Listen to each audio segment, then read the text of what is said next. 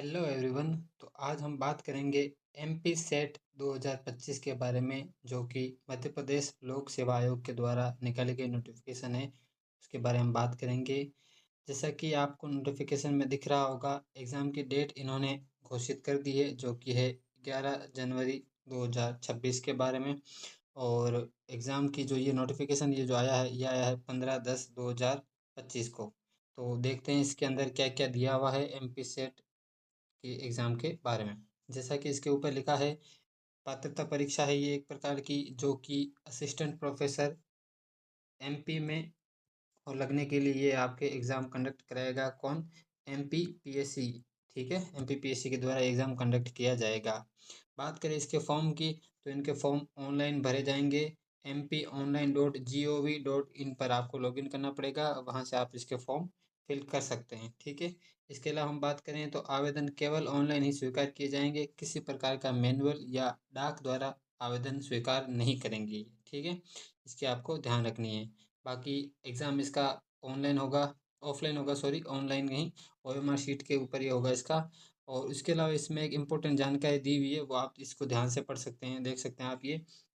6 number, आवेदक जिस विषय में आवेदन कर रहे हैं उस विषय में Madhya Pradesh set, UGC net या सीएसआईआर नेट पात्रता परीक्षा का प्रमाण पत्र प्राप्त नहीं किया है, केवल वे ही आवेदन करें।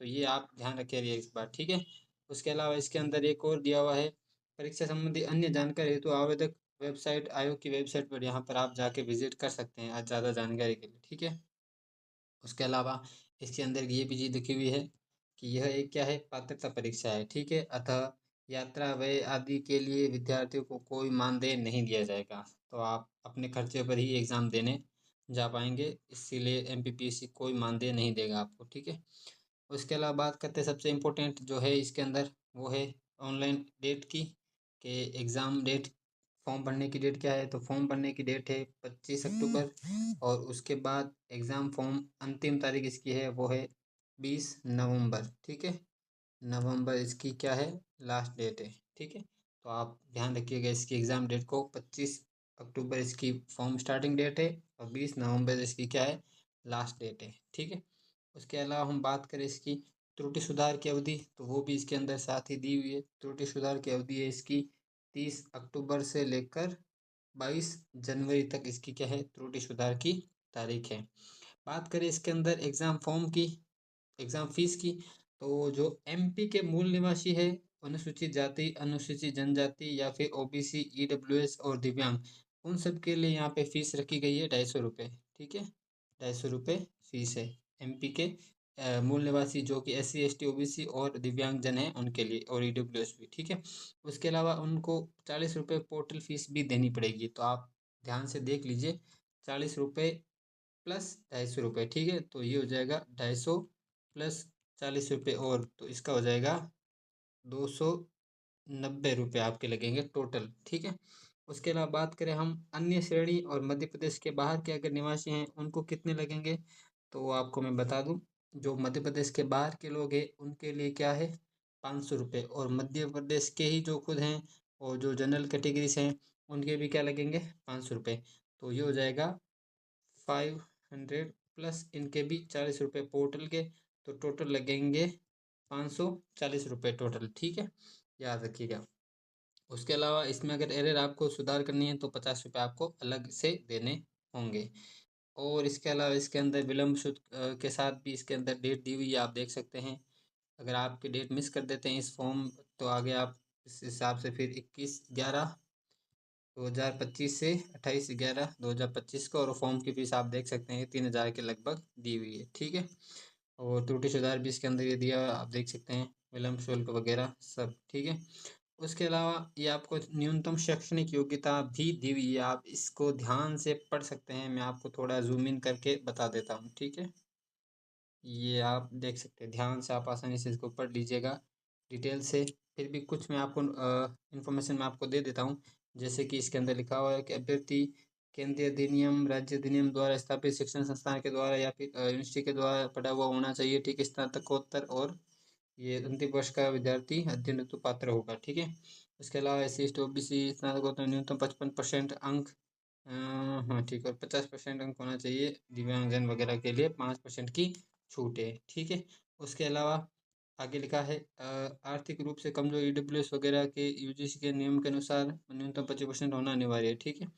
उसके अलावा ऐसे अभ्यर्थी जो स्नातकोत्तर के अंतिम वर्ष में अध्ययनरत है, जिनका स्नातक अंतिम वर्ष का परिणाम घोषित नहीं हुआ है अथवा परीक्षारत है, वे सभी अभ्यर्थी परीक्षा में सम्मिलित होने के लिए अहर्थ हैं। ठीक है, मतलब कि अंतिम वर्ष वाले भी इसके अंदर एग्जाम दे सकते हैं। ये सब आप पढ़ चुके हैं। ठीक है, ये देख लीजिए आप इसको एक बार डिटेल में, आप इसको पढ़ लेना आराम से पॉज करके। ठीक है। इसके अलावा एक बहुत काम की चीज़ इसके अंदर लिखी हुई है, राज्य पात्र परीक्षा हेतु आयु सीमा का कोई बंधन नहीं है। इसके अंदर कोई भी बाउंडेशन नहीं है। Age is not mandatory. ठीक है, याद रखिएगा, कोई भी फॉर्म भर सकता है। उसके अलावा आरक्षण के लिए निर्देश जो दिए हैं आप पढ़ सकते हैं इनको आसानी से। ठीक है, देख सकते हैं आप सारा। उसके बाद दिया हुआ इसमें परीक्षा का आयोजन, ये बहुत इंपॉर्टेंट इन्फॉर्मेशन है, इसको हम देखते हैं ध्यान से। ठीक है, ओके। तो यहाँ पे लिखा है यूजीसी द्वारा नई दिल्ली के दिशा निर्देश के परिपालन में राज्य पात्रता परीक्षा आयोजित की जाएगी। ठीक है, यूजीसी के नॉर्म्स के अकॉर्डिंग परीक्षा की अवधि होगी 3 आवर। ठीक है, 3 आवर होगी परीक्षा की अवधि, याद रखिएगा। और पात्रता परीक्षा में कुल 2 प्रश्न पत्र होंगे, मैं आपको यहाँ पर बता देता हूँ एक बार। ठीक है, एक होता है इसका पेपर फर्स्ट, दूसरा होता है पेपर सेकंड। ठीक है, जो पेपर फर्स्ट होता है वो सभी के लिए क्या होगा, कॉमन होगा। ठीक है, फॉर ऑल होगा। ठीक है, इसमें क्या आएंगे मैं आपको और एक बार डिटेल में बता देता हूँ, थोड़ा इसको हटा के। ठीक है, तो देखिए आप एक बार। तो जो पेपर फर्स्ट होगा वो क्या होगा, सभी के लिए कॉमन होगा। ठीक है, paper first common for all. ठीक है, और जो पेपर 2 होगा वो क्या होगा, सब्जेक्ट का पेपर होगा। ठीक है, सब्जेक्ट का, ये जो सब्जेक्ट का पेपर है वो सभी का क्या होगा, अलग सब्जेक्ट है तो सबका क्या होगा, अलग अलग सब्जेक्ट का पेपर आएगा। ठीक है, और पेपर 1 में क्या आएंगे, 50 क्वेश्चंस आएंगे। ठीक है,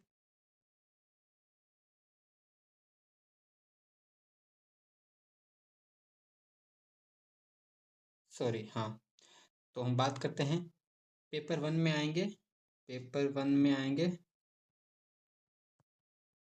50 क्वेश्चंस, और पेपर 2 में आएंगे, अपने 100 क्वेश्चंस। ठीक है, पेपर 1 होगा कॉमन पेपर होगा, और पेपर 2 क्या होगा, सब्जेक्ट का। ठीक है, तो कुल टोटल कितने क्वेश्चन आएंगे, 150 क्वेश्चन आएंगे, और 300 नंबर का क्या होगा, पेपर होगा। ठीक है, याद रखिएगा। उसके आगे हम बात करते हैं, ये दे रखा है पेपर 1 के लिए, यहाँ पे सारे पेपर 1 अनिवार्य प्रश्न पत्र होगा। यहाँ पे general paper and teaching and research aptitude इसको अपन कह सकते हैं। ठीक है, 50 क्वेश्चन होंगे टोटल, सभी प्रश्न हल करने होंगे। उसके अलावा प्रत्येक प्रश्न 2 नंबर का होगा, जो मैं आपको बता चुका हूँ। टोटल 100 मार्क्स का ये होगा पेपर 1। उसके अलावा पेपर 2 क्या होगा, सब्जेक्ट का होगा, प्रश्न पत्र चयनित विषय का होगा। कुल 100 क्वेश्चन इसके अंदर आएंगे, 2 नंबर का प्रत्येक क्वेश्चन होगा, और टोटल 200 नंबर का ये मार्क्स का क्वेश्चन पेपर होगा।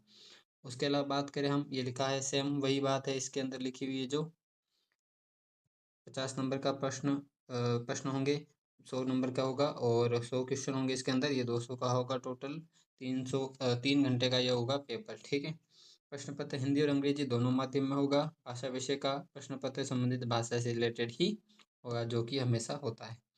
अंक योजना की बात करें तो प्रत्येक प्रश्न 2 अंक का होगा। देख सकते हैं आप, इम्पोर्टेंट है, प्रत्येक प्रश्न 2 अंक का होगा।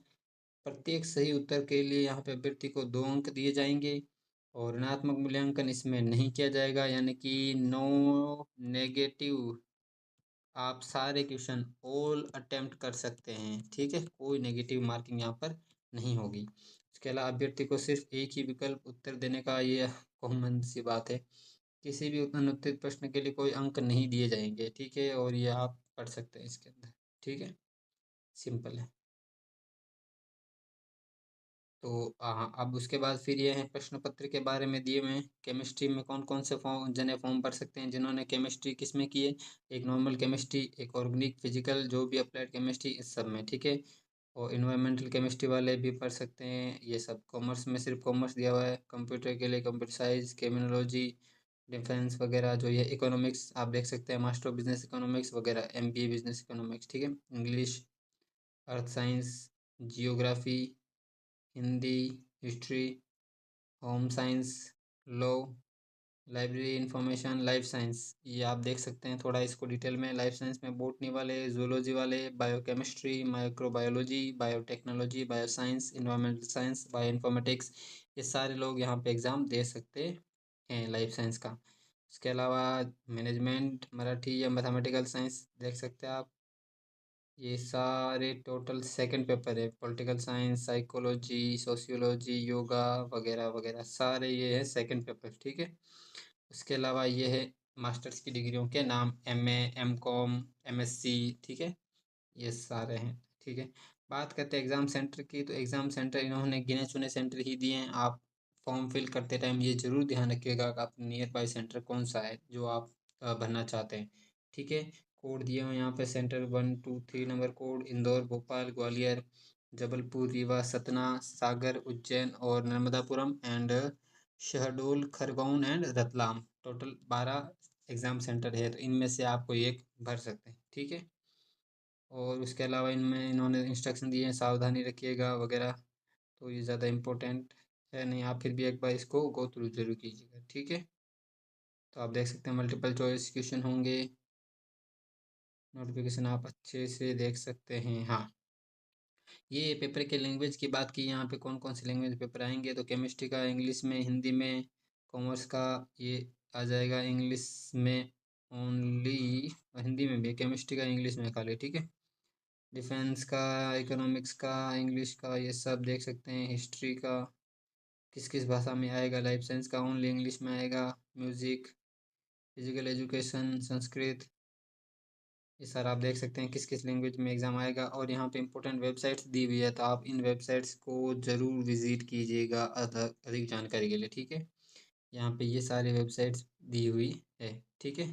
पाठ्यक्रम की बात इन्होंने की है, तो इन्होंने ये लिखा है कि आप यूजीसी के जो वेबसाइट है वहाँ से आप क्या कर सकते हैं, सिलेबस डाउनलोड कर सकते हैं, इन्होंने ये कहा है, ठीक है। एक ये सीएसआर वाली और एक यूजीसी वाली वेबसाइट का इन्होंने मेंशन कर दिया है, ठीक है। परीक्षा परिणाम की घोषणा के बारे में इन्होंने बता दिया है, ठीक है। आप देख सकते हैं ये इंपॉर्टेंट फैक्ट है, आप इसको एक बार ध्यान रख लीजिएगा। अनारक्षित श्रेणी ईडब्ल्यू से उनके लिए 40% लाना अनिवार्य है। प्रथम एवं द्वितीय दोनों प्रश्न पत्र में सम्मिलित रूप से न्यूनतम अर्हता 40% लाना अनिवार्य है, ठीक है। उसके अलावा रिजर्व कैटेगरी नॉन क्रिमिनल दिव्यांग उनके लिए कितना है, 35% लाना अनिवार्य है, आप ये भी ध्यान रखिएगा, ठीक है। इसके अलावा ये कुछ और इन्फॉर्मेशन है, तो ये प्रश्न पत्र से आपत्ति वगैरह वो क्वेश्चन आप देख सकते हैं। पात्रता,